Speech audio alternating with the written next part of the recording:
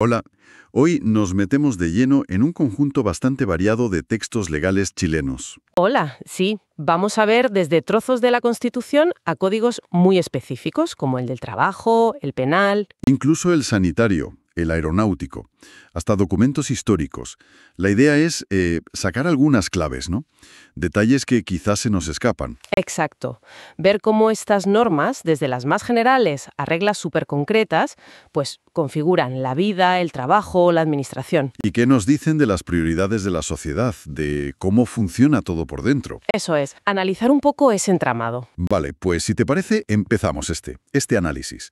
Viajemos un poco atrás en el tiempo. Constitución de 1833, artículo 21. Ajá, Exigía a los diputados, ojo, tener una renta mínima. 500 pesos. Un requisito económico, pero, vamos, clarísimo. Sí, sí, muy explícito. Llama la atención hoy en día, ¿verdad? Porque contrasta muchísimo con los criterios actuales. Totalmente. Piensan los convencionales constituyentes, por ejemplo. El artículo 132 de la Constitución actual se centra en la ciudadanía, Nada de dinero. nada de barreras económicas. Lo que sí hay son incompatibilidades, claro. Ministros, alcaldes, jueces, militares en activo. Si quieren postularse, tienen que dejar el cargo. Refleja un cambio de enfoque, ¿no? Más hacia la función pública como un servicio. Yo creo que sí, menos como un reflejo del estatus económico. Y si damos un salto al presente, al Código del Trabajo, el artículo 13 bis. Es. Es de una especificidad que sorprende para los estudiantes que trabajan. Sí, es muy detallado. Habla de jornadas parciales, permisos para ir a exámenes, reglas para las vacaciones académicas. Es un buen ejemplo de cómo la ley intenta, equilibrar dos derechos, el trabajo y la educación. Busca proteger al estudiante en esa situación tan particular. Claro, que pueda compaginar las dos cosas. Eso es. Aunque, claro, a veces tanto detalle puede plantear la pregunta de si facilita o complica la gestión para las empresas y los propios estudiantes, ¿no? Es una buena pregunta, sí. Supongo que dependerá de cómo se aplique en la práctica. Y, hablando de especificidad, el código aeronáutico. Eso ya es otro nivel. Uf, sí. Ahí la seguridad es primordial. El artículo 67 le pone al comandante de la aeronave una lista de deberes antes de volar que es tremenda. A ver, cuéntame. Pues tiene que verificar documentos, inspeccionar el avión, mirar la meteo, aprobar cómo se carga todo. Incluso pueden negarle el embarque a gente o a cargas peligrosas. Vaya responsabilidad. Pero tiene todo el sentido. Muestra cómo en actividades de alto riesgo la ley impone deberes muy concretos para prevenir problemas. La seguridad por encima de todo. Exacto. La responsabilidad individual se acentúa para proteger a todos. Es una precisión que no ves en cualquier profesión. Desde luego.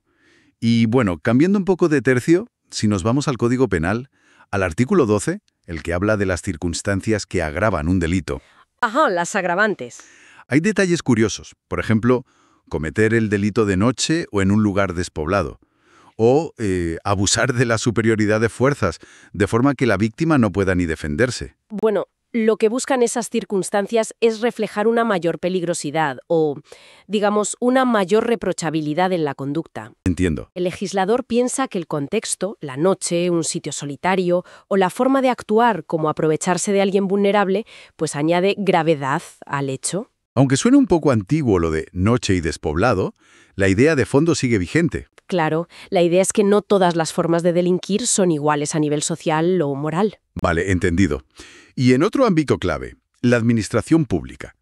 La Constitución, artículo 98, diseña un proceso muy específico para nombrar al Contralor General. El máximo órgano fiscalizador del Estado, sí. Un puesto clave. Lo propone el presidente, pero ojo, necesita el acuerdo de 3/5 del Senado. Un consenso amplio. Y el cargo dura 8 años. No puede repetir y tiene que ser abogado con 10 años de título y 40 de edad. Bastante específico. Es que ese tipo de mecanismos son fundamentales. La intervención de distintos poderes, los requisitos estrictos, los límites de tiempo, buscan asegurar la independencia y la idoneidad. Que sea un contrapeso real al poder, ¿no? Exacto. Esencial para que funcione el Estado de Derecho. Y ya para ir cerrando este recorrido, volvemos un momento al Código Penal. El artículo 31 habla del comiso. La incautación de los instrumentos del delito. Eso es, especialmente si son cosas peligrosas de por sí, como armas prohibidas. Y lo curioso es que puede aplicarse incluso si al final no hay condena. Sí, eso es interesante. Basta comprobar que esos objetos se usaron en el hecho delictivo. Aunque, bueno, también se protege a terceros que no tuvieran nada que ver, los de buena fe. Claro. Es una medida muy orientada a la prevención, ¿sabes? Más allá de castigar a la persona, se busca quitar de en medio objetos peligrosos o ligados al crimen. Una especie de desarme social casi. Podría decirse así, separado en parte del resultado final del juicio para el individuo. Entonces, resumiendo un poco este viaje por las leyes chilenas. Hemos visto de todo, ¿eh? La verdad es que sí. Desde requisitos económicos del siglo XIX para ser político, hasta reglas súper detalladas para pilotos o estudiantes que trabajan, pasando por cómo se mide la gravedad de un delito o cómo se nombra un alto cargo. Parece que la ley intenta regular casi cada aspecto de la vida en común. Sí, y eso quizás nos deja con una reflexión final, ¿no? A ver.